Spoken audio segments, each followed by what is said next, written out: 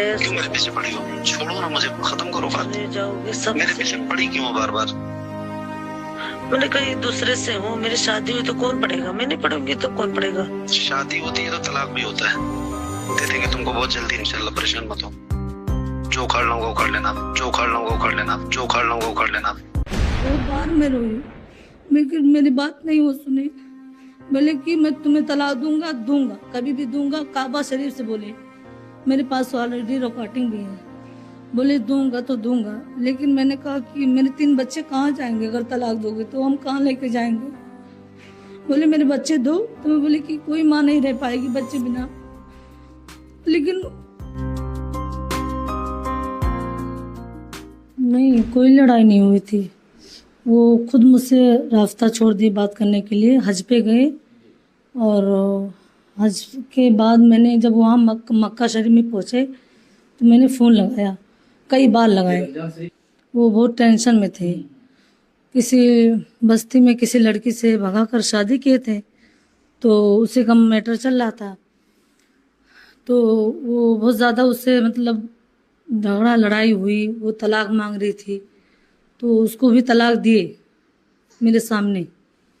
और उसके बाद वो बहुत बोले कि मैं बहुत टेंशन में हूँ, ये हूँ, मैं डिप्रेशन में हूँ, मैं उससे बहुत इश्क करता हूँ। मतलब ऐसे कई लड़कियों से वो रास्ता करे, शादी करते हैं, छोड़ देते हैं। गौरवपुर से मतलब ऐसे ही काम चल रहा था उनका, किसी लड़के से बात कर रहे थे। तो मतलब मैं बहुत परेशान हुई, उनको बहुत समझाई ये बात मत करो। 2 बच्चे थे मेरे, एक लड़की लड़का। उसके बाद उन्होंने धमकी मुझे दिया, अगर तुम ऐसे करोगे, मुझे टॉर्चर करोगे तो मैं तुम्हें तलाक दूंगा। तो मतलब मैं बहुत ज़्यादा मुझे टॉर्चर किए। उसके बाद जब मैं फिर बहुत ज़्यादा टेंशन में आई तो फिर केस किया। केस करने के बाद फिर मुझसे वो माफ़ी मांगने लगे और बोले कि ऐसा ख़त्म कर दो शमा, मैं तुम्हें माफ़ कर दूँ। मदीने की कसम भी खाए कि मैं तुम्हें कभी कुछ नहीं कहूँगा और तुम ये ख़त्म कर दो। मैंने वो ख़त्म कर दिया केस। उसके बाद फिर किसी लड़की से रास्ता किए, बस्ती की एक लड़की है कोई, उसको भगा कर शादी उदी किए। उसमें कई लोग हैं उसमें। अहमदुल फत्ता भी है, फ़तेह मोहम्मद भी है। मतलब मैं जिसको जानती हूँ वो ये दोनों तीनों मिलकर, मेरा घर तो सब लोगों ने बिगाड़ दिया, लेकिन अहमदुल फत्ता ने निकाह उसी ने पढ़ा है। और फ़तेह मोहम्मद जो है वो चैनल चला रहा है शहबाजिया, वो उनका दाहिना हाथ है। जो करता कहता है कि मोहम्मद अली की बात मैं किसी से नहीं कहता हूँ, वो मेरे भाई हैं, मैं किसी से बता नहीं सकता। हालांकि वही घर बिगाड़ा मेरा।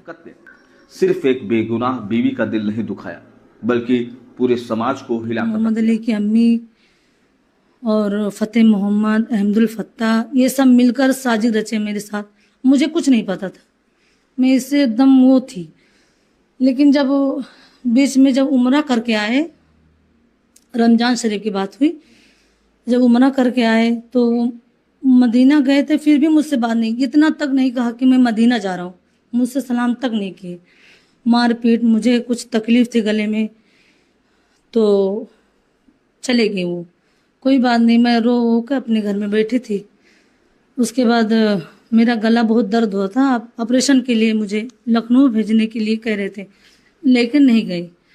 उसके बाद उन्होंने हमसे बात नहीं की। फिर मैं घर पे आ गई, उनको सुनी कि मैं वो मदीने से आ रहे हैं, मदीना शरीफ से, तो मैं घर पे गई। घर पे गई तो बोले कि क्यों आई? मैंने कुछ नहीं कहा। वो ऊपर गए, लेटे, खाए पिए। उसके बाद नहीं बोले। ईद आ गई, फिर भी नहीं बोले।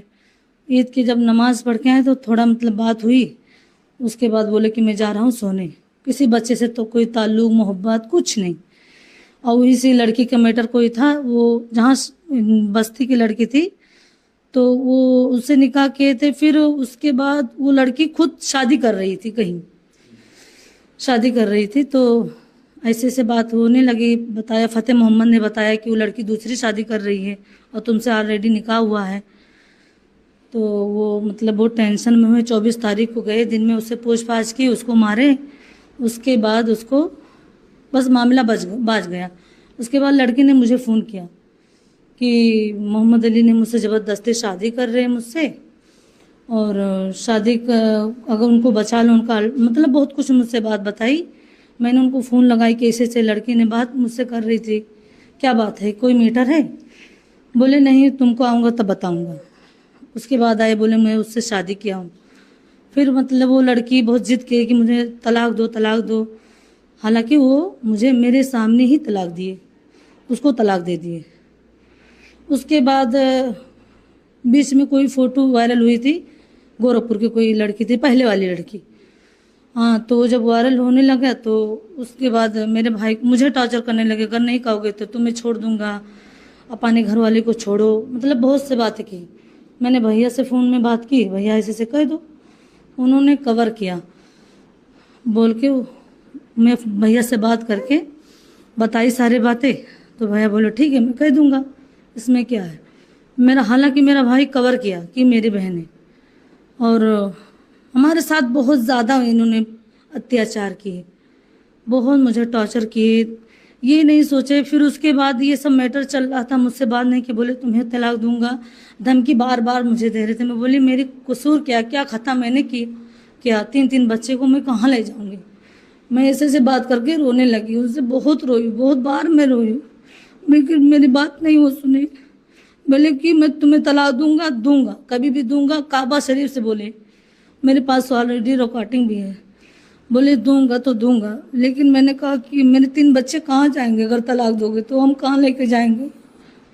बोले मेरे बच्चे दो, तो मैं बोली कि कोई माँ नहीं रह पाएगी बच्चे बिना। लेकिन